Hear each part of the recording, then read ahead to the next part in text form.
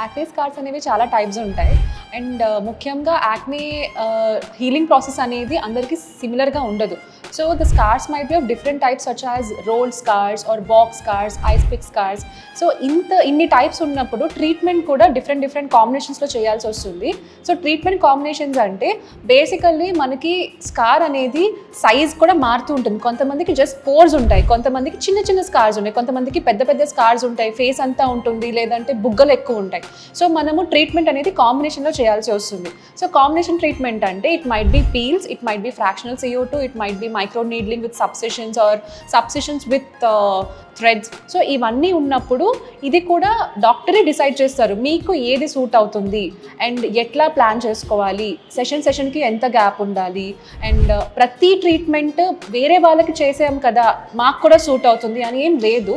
So మీ కేస్కి doctor చూసి decide అవుతారు that ఈ ట్రీట్మెంట్ మీకు సూట్ అవుతుందా లేదా. అండ్ ఒకవేళ మీకు ఇంకా మినిమల్గా స్కార్స్ ఉండిపోయాయి అంటే you can also go for fillers. So ఇలా చాలా ట్రీట్మెంట్స్ ఉంటాయి.